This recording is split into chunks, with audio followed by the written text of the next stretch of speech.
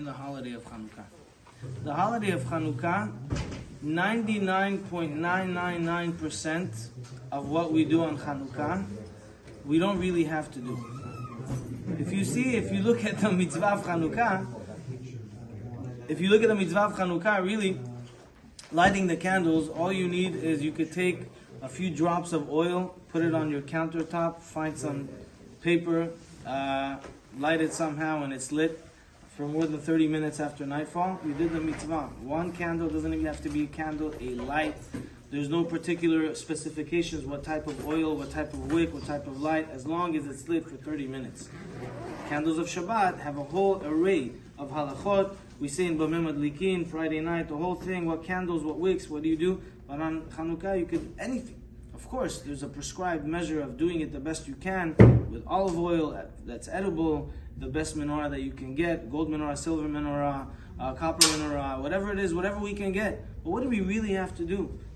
99% of what we do is above the measure of the halakha of the law, because we can get away with the basic minimum, but nobody here does that. Everyone has a nice menorah, they add another candle each night as they progress in the nights of Hanukkah.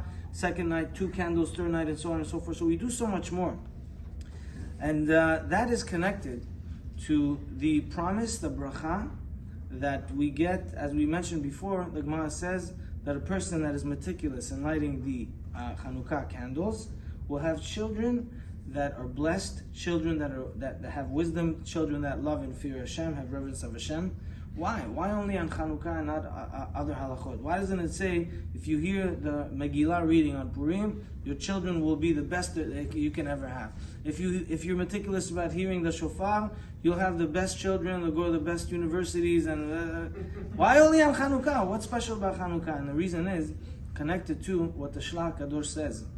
He says that, we light 2 candles at least. He said, most people light at least 2 candles Friday night. Why? We said once there's many reasons. Zachor v'shamor, 2 commandments, 2 parallel commandments on Shabbat to remember the positive mitzvot, and shamor to observe it, corresponding to the negative mitzvot.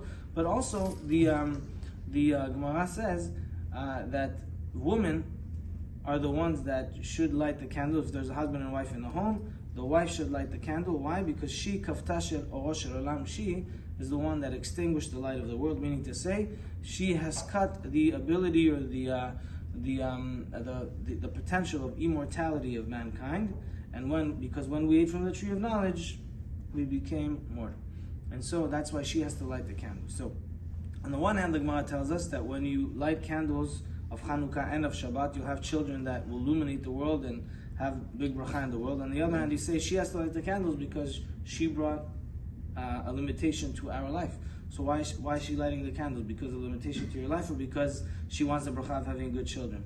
So the answer is, that's maybe why we light 2 candles. Because every mitzvah that we do, it doesn't necessarily take us above the baseline. The mitzvot that we do maybe are there to atone for things that we have done, to make up for qualities that we have not yet been able to do, and just to bring us up to the baseline, the equilibrium.